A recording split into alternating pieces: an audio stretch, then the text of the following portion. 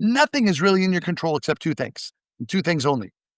You can control your reaction and your action. That's it. Yep. That's all you can control. So many things happen to you, and they're supposed to happen to you because you're trying to do something that has never been done before, that you've never done before, and you're going to just get hit with like roadblock after roadblock after roadblock. So therefore, you're going to have a lot of things that are out of your control. All you can do is manage how you react and then how you agree upon how you're going to act after.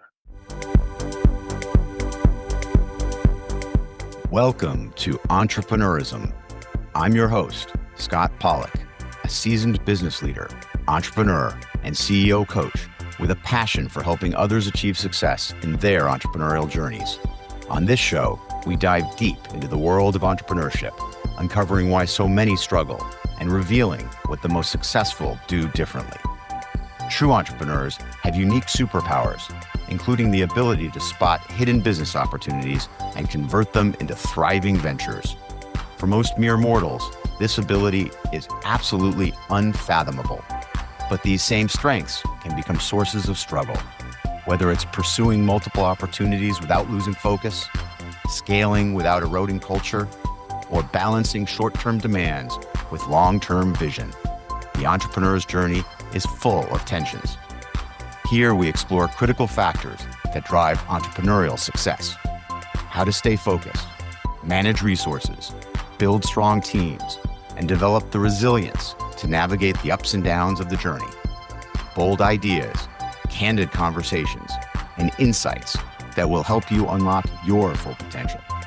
Ready to learn and grow, expand your toolkit, and discover actionable strategies to help you navigate your own entrepreneurism? Let's dive in.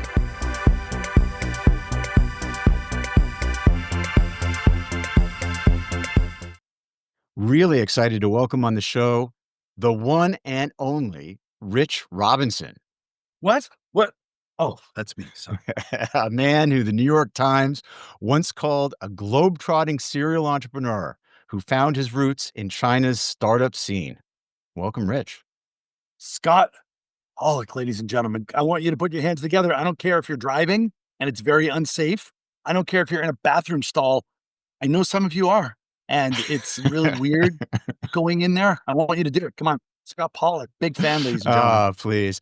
I met Rich in 2011 in Beijing. We had lunch before China Accelerator's very first demo day, which Rich emceed. At the time, he was already a celebrity in China's startup community. To date, Rich has been a co-founder and or senior exec in 8 startups, 3 of which exited to public companies. And there are dozens more where he's been an advisor, board member, or mentor, so many different roles. He's taught entrepreneurship at prestigious universities, is a sought-after speaker, and he's a stand-up comedian, as if you didn't already pick that up. After almost 25 years in China, he's now based in Bali, Indonesia, which he keeps reminding all his friends is the island of the gods. I could keep going on, but Rich, can you talk briefly about how you started your entrepreneurial journey? Amazing. Thank you so much. I love what you're doing here, my man. And I've always been a mutual fan. And yeah, I love it.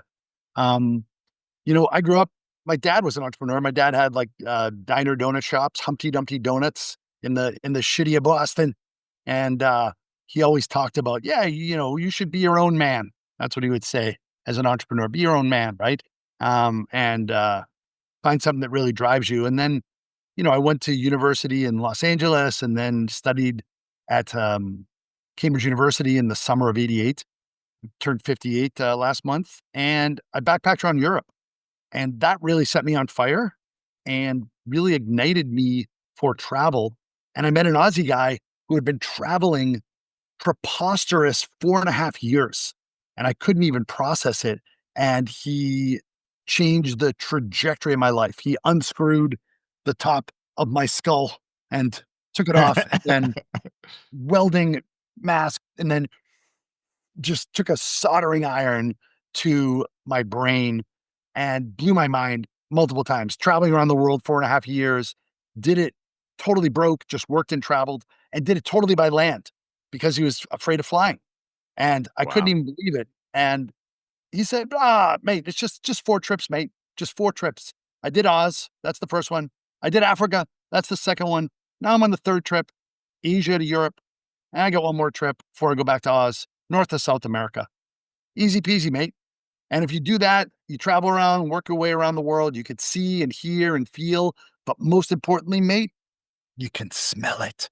You can smell the world. And I was like, son of a bitch, I want to smell the world. So he set me off on a completely different trajectory. And I spent 4 years of my life working my way around the world as a bartender in the Virgin Islands and a ski bum in Switzerland. And I picked grapes in France and was a English teacher in Prague after the revolution, worked in a fishing village in Norway, BMW factory in Germany.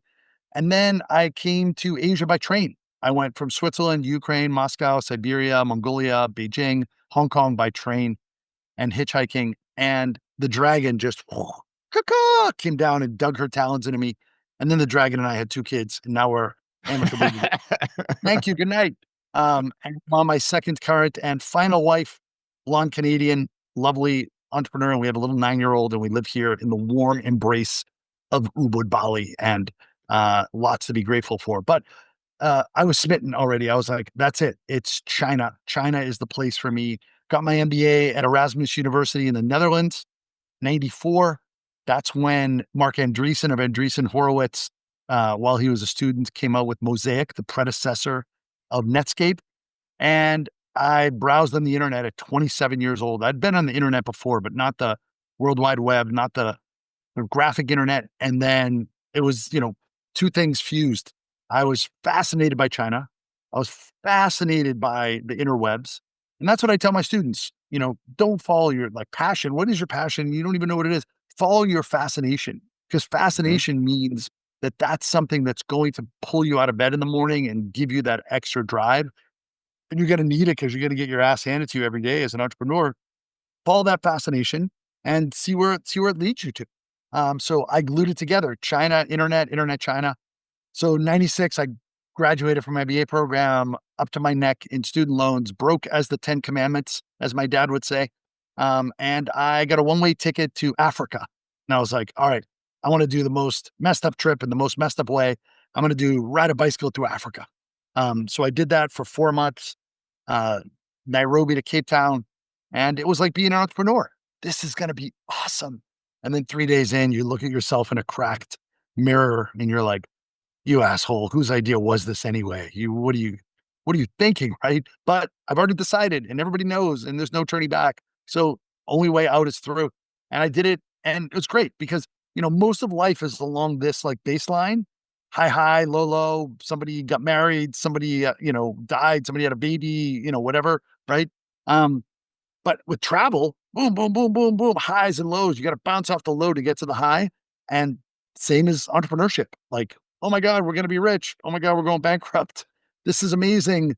Everybody's quitting, right? And that's just before lunch. So I think in some ways, travel prepares one for the rigors of entrepreneurship, in that things are very unpredictable and you cannot control what happens to you. You can only control how you react to it. So um, I had all that, crazy work experience, travel experience. And then I came to China to be an internet guy in China. And there was no internet population in China. It was 0.0 something percent. There was a few 100,000, but it didn't register. There was 1 million people in Hong Kong out of 6 million that had internet. No ISPs yet in the mainland in 96. It was all government academic. So I moved to Hong Kong and I spent 4 years in Hong Kong and then 20 in Beijing. And now almost the last 6 in Bali. And I just love the art of the start. I just can't get enough of it. I think entrepreneurship is a vocation, and it's one of the best ways to, completely destroy your life and marriage and sanity. But it's also at the same time, one of the best ways to become the best version of yourself by constantly just taking off the burrs and edges. And if you seek it as a vocation and a way to constantly learn and don't look at it as failure, but only feedback, I think it's not only a great personal calling, but it's what society needs, And the founder of Shopify once said, there is no heaven and hell. you die, and then you're in a waiting room, and there's a curtain, and from behind the curtain emerges the best version of you. Oh, that's I should have. Oh, ah, man. And then maybe if you believe in reincarnation, like people do here in the Hindu kingdom of Bali, an island of the gods, and you're just like, all right, back in you go. Then maybe you can kind of absorb some of that and go, all right, I'm going to aspire to be a better version of myself, move up that, circle of sort of, evolving consciousness, right? Realization. Yeah. So it's like, I think entrepreneurship is really terrific for that as long as you really take care of yourself and have the right mindset and the right approach. So yeah, Absolutely. and So, I'm deep in it, and I never, ever, ever, ever want to retire. so I'm with you on that one. But let's go back. So I love the comparison of entrepreneurship to travel, the ups, the downs, Yeah. the challenges and the excitement. Talk about that very first startup. I mean, you had a whirlwind tour, it sounds like, not just of travel, but also of, working for some other interesting companies. You were able to cut your teeth in terms of, what you were able to learn along the way. But talk about that first startup that you got into, or perhaps you'd rather talk about the first one that you actually started as one of the founders. Yeah, the first one I started was called MiG Mobile Interactive Games, and that Mhm. was in the early Zips, and it was great timing. That's just when we were transitioning, from internet to mobile, and I was in Beijing. I found myself in Beijing, after being with Renren, the original Renren being sent up there. It was the nuclear winter of the dot-com bust, and I was able to find funding and, support to start this mobile games company, and timing was great. I was able actually to be the number one games company in China. I had, it was a very weird kind of like calm before the storm Mhm. when, tens, hundreds of thousands of Chinese people became internet entrepreneurs and there was, you know, angel funding and the whole ecosystem.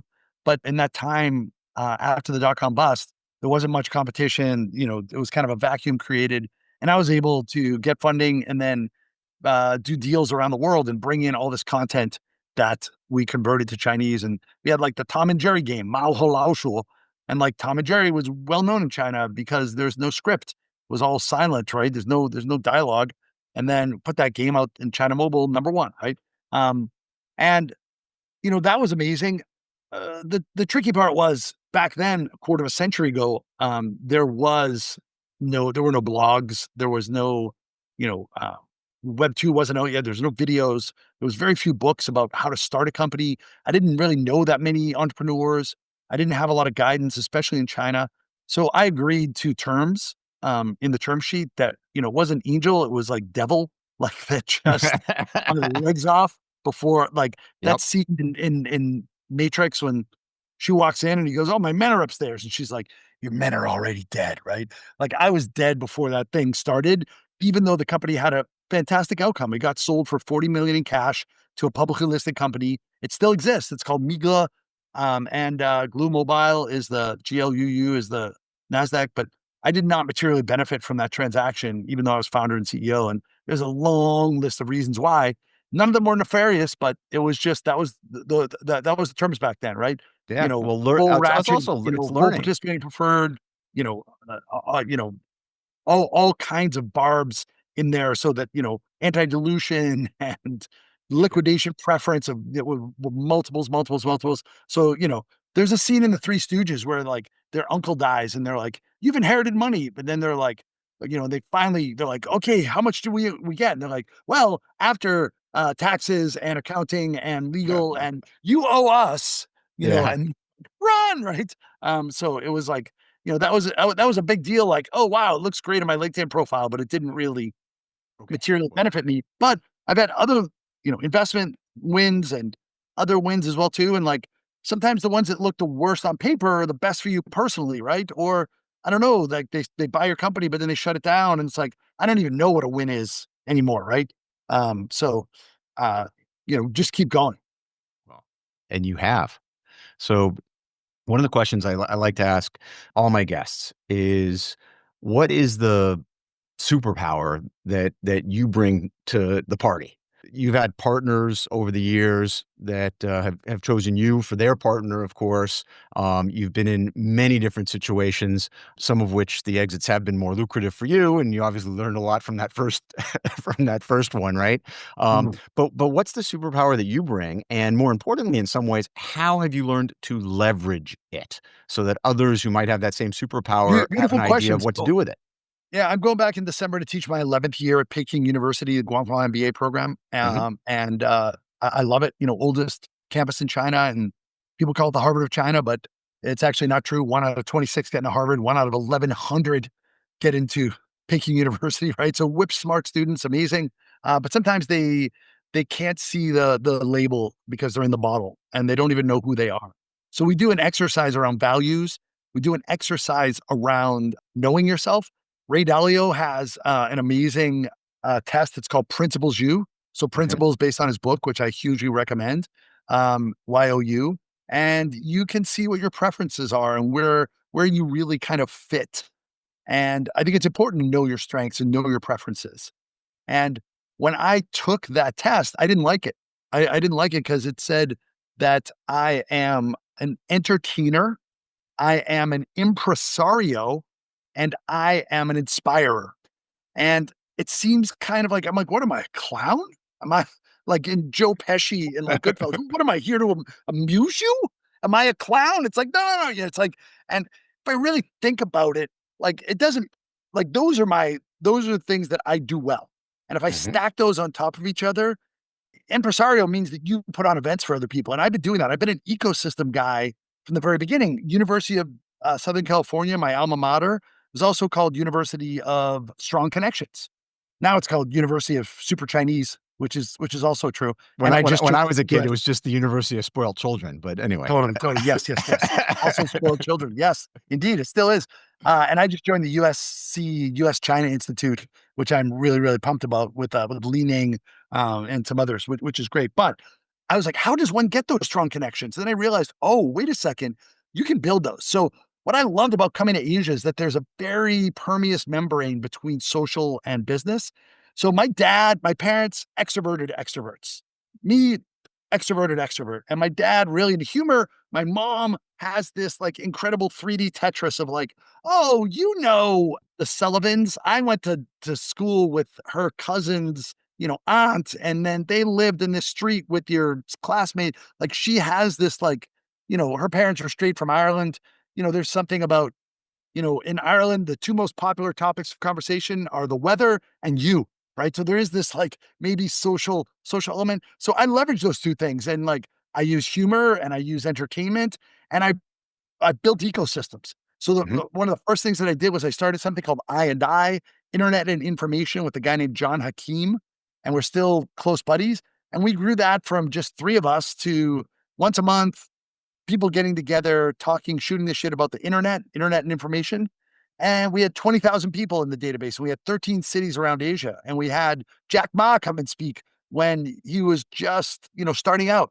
Um, and it was a great way to build networks and to become a thought leader and to, kind of position yourself. Like my personal brand was I was like the connector between the Laowai and the local community there. And, not in a self-serving, glad-handing way. I'm looking over your shoulder at the next person. I love people. I really want to help people. And as a matter of fact, my wife, revealed to me about a decade ago, we're brushing our teeth. She's like, "What are you doing here?" And I'm like, I'm just brushing my teeth. I live here. Are you breaking up with me? What's going on? Why are you here on planet Earth?" And I was like, she's like, "You are a curious connector." Because I had kind of gotten divorced from China in a way over the years by coming to Bali. And I was like, "Oh, I'm a China guy." No, I'm like internet. What am I? I'm a curious connector. Tell me your story. Tell me your hopes, dreams, and fears. And I can't not but connect you to other people, opportunities, organizations, ideas. I love that. Like that sets me on fire. And I can't get enough of that. And I just want to stay in the game so I can do that. And then that leads to opportunities for me and the ability to recruit and partner and to raise money and to, promote. And like, I like that's sort of my core is I that love curious that. connector.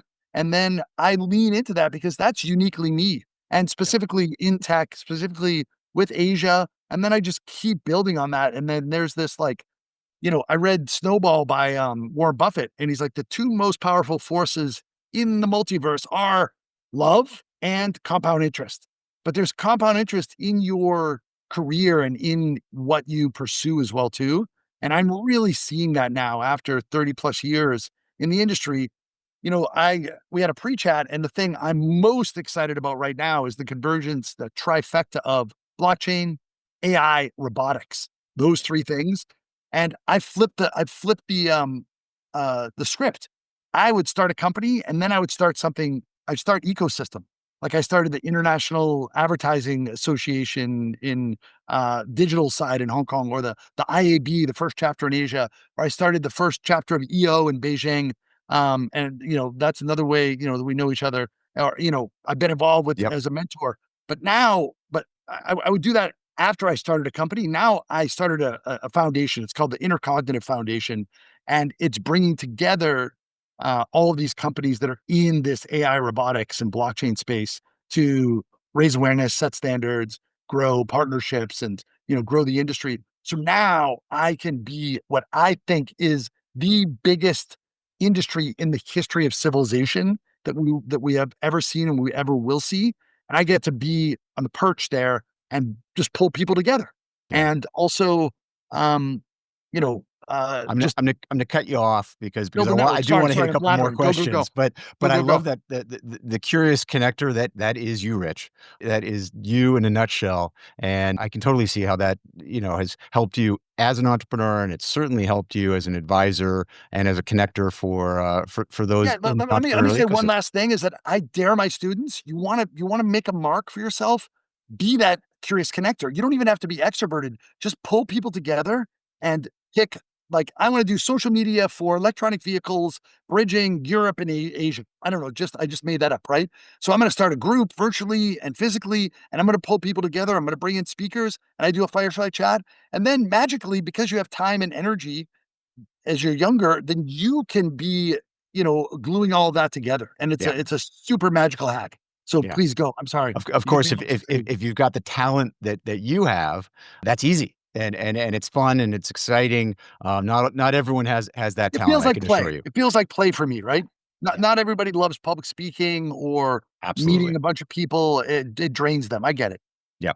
So, as if the listeners haven't already figured out, Rich, you have had an unbelievable amount of experience packed into your whatever it is, 40 years since you became an adult.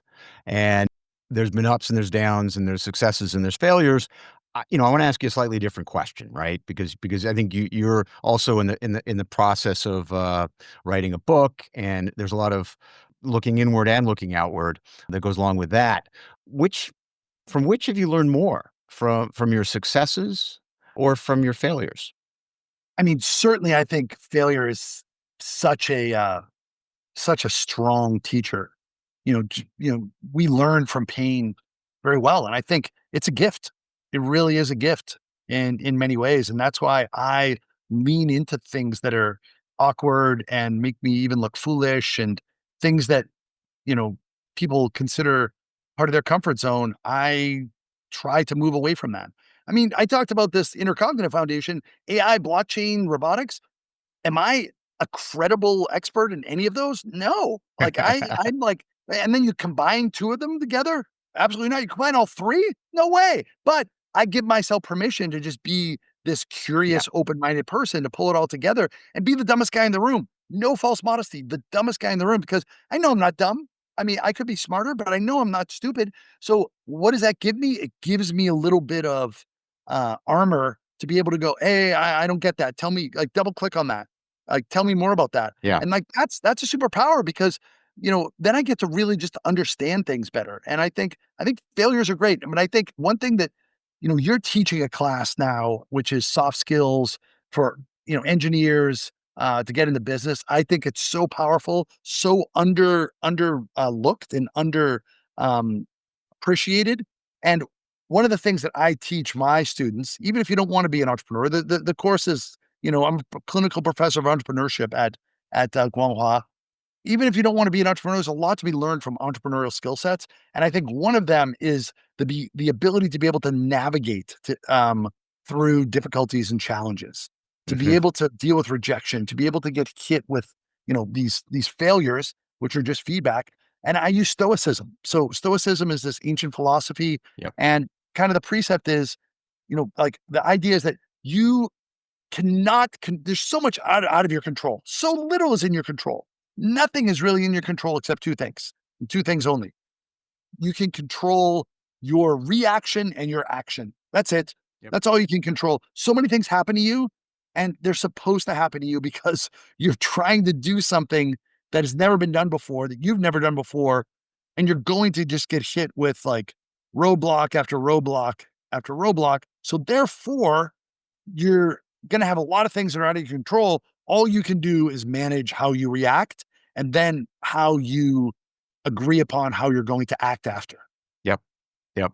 I love all of that. And in particular, I really love the notion of giving yourself permission to show up, permission to be curious, permission to fail and Yeah, to and learn I from that think I think I failure would I would go and to one step move on. further, right?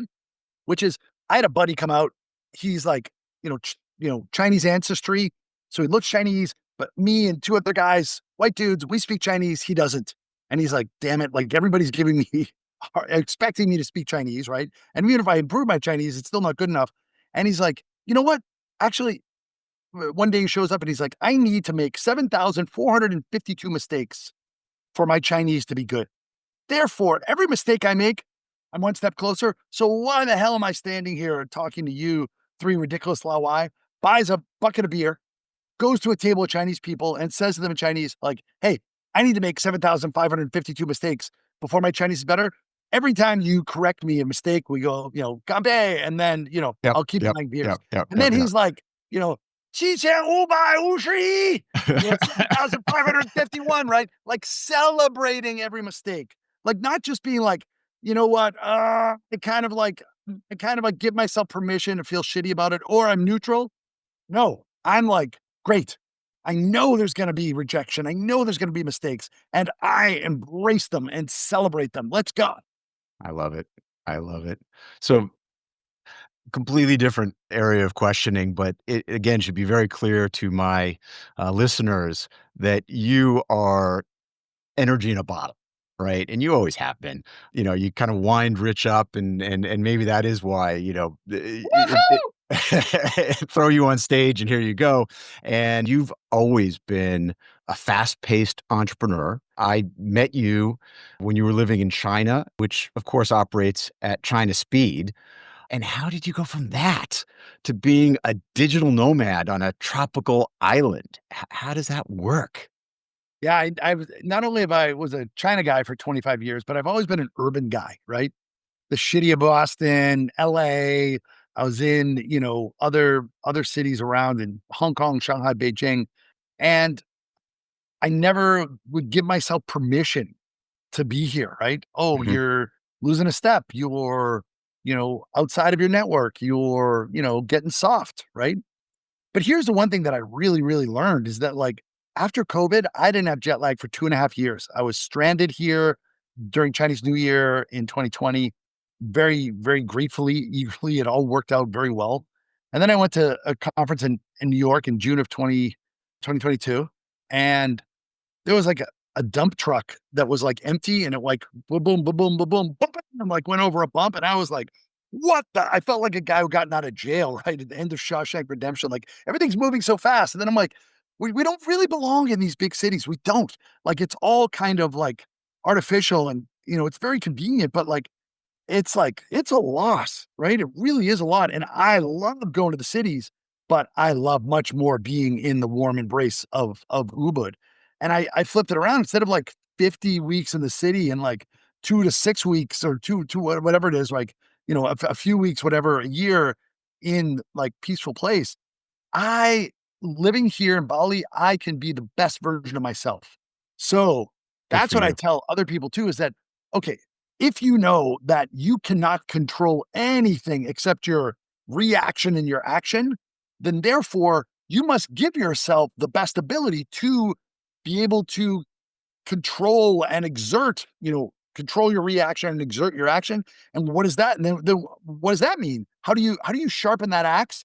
And sleep, nutrition, exercise, meditation, time with good people, journaling, like all of those things, all that self-care lets you show up because you can't make more time, but you can optimize your energy and your output, right? And you Right. can't control the outcome. The outcome is really 95% of startups fail. So you got to tell me you can really control the outcome? No way, right? But you can control your output. So I'm here and I outsource everything in my life. So when I'm here, I am here as a spouse, as a dad, lots of self-care every day exercise, every day hot, cold, every Hey, day let me meditation, right? let me that's a perfect segue. Let me get into the quick fire entrepreneur hacks because I'm going to ask you about Let's go. your everyday. So, what's one book every entrepreneur should read? The CEO within. So there's a Oh, kick-ass entrepreneur named Mockery, and yep. I, Mochary, Mockery. I'm not really sure how he's Eric. pronounced. Yeah, I think it's Eric. He's Yep. pulled together kind of a synthesis of all these different books and schools of thought, and I love it. It's really like a handbook. It's a good one. What's one thing you do every morning to set yourself up for success? Meditation. I've been doing meditation for 15 years now. It is absolutely, I think, a requirement. I wish I had started it when I wore younger man's clothes, but yeah, it's something that gives me just clarity, focus, equanimity, mood regulation. I think, you don't have to believe in it for it to work. I've done Vipassana, which is a 10-day silent meditation retreat. But then I found a woman, I don't know if she's still around, but Filipino, lives in Shanghai, trained us in transcendental meditation, tm.org, and 20 minutes in the morning and then 20 minutes in the afternoon. So I do empty fill every morning. I pee, Yeah. I drink water with minerals, and then I meditate and I journal. So I empty my bladder, I fill it up again, I empty my mind, and then I fill up the journal.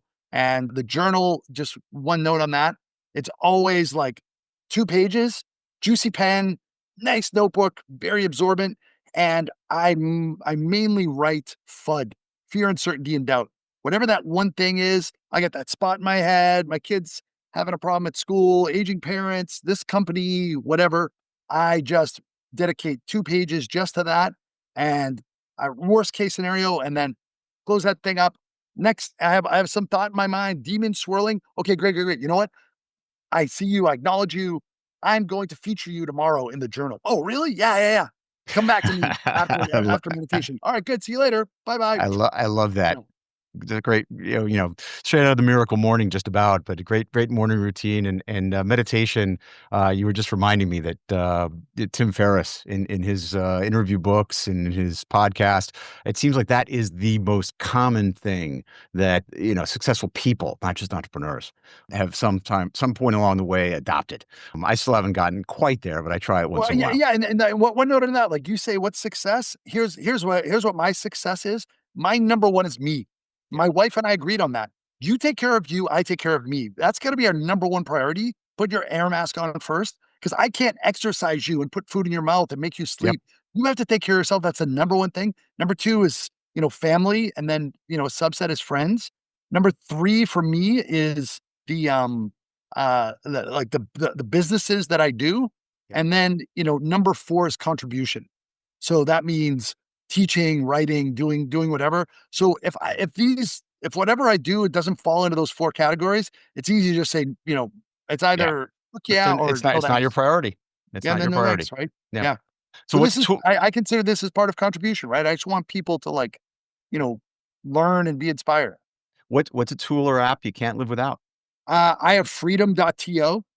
Mm, And basically I don't have access to any social media except for, LinkedIn and X, if you consider, everything else is blocked, Insta, Facebook, mhm, every other like news website, like nothing, YouTube, everything. It's all, I can't, Netflix yep. from Sunday night till Friday night. It's all completely blocked. I have no choice.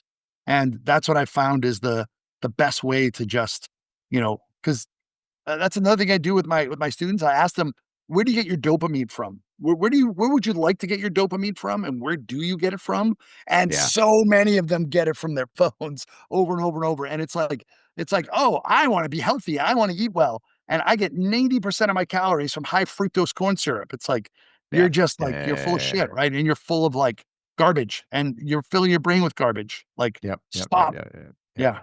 Okay. What daily habit keeps you grounded?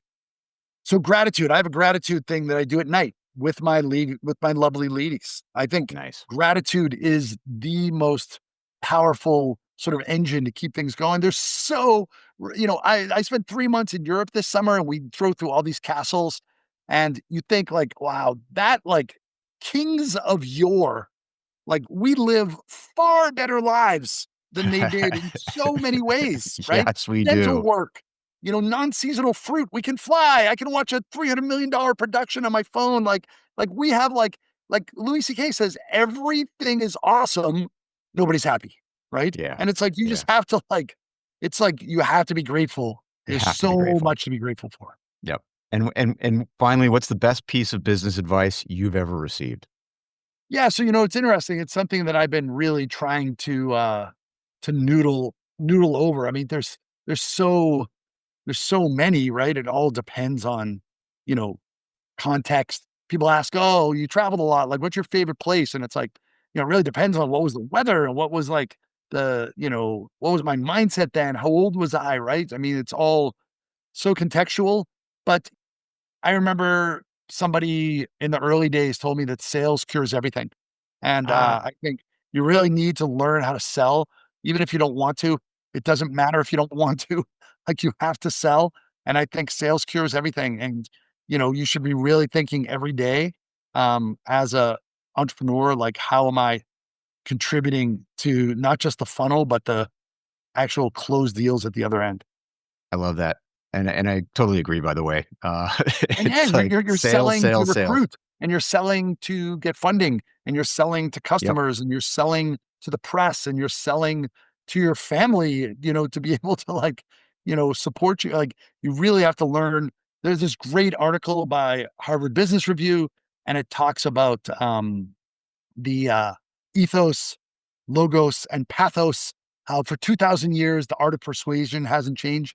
Ethos is character, or like establishing some sort of like credibility, and then logos is some sort of like reason Logic. and structure there. But then pathos, tell stories. You have to learn how to be a storyteller. Okay, credibility, and okay, that kind of makes sense. Now, oh, we have to build a ship. Okay, cut down the trees, get some tar to put between the wood, sow the sails. No, no, no, no, no. Open seas, salty brine, exotic isles, beautiful, local women, buried treasure, right? And like, all right, let's go build a ship, right? So you have to really be able to tell stories and inspire. That's a great way to end the episode today. Rich, speaking of gratitude, I really appreciate you joining the show. Mutual. Uh, thank you. You've got amazing and, of course, super entertaining in the trenches stories, which makes it all worthwhile. To my listeners, we've got many more amazing guests lined up, so please subscribe, leave feedback, and share the episode in your feeds. Until next time. Thanks for listening. Remember, entrepreneurship isn't just about spotting opportunities. It's about taking disciplined action to bring them to life. Hope you'll join again next time as we continue to unpack the complexities of entrepreneurism.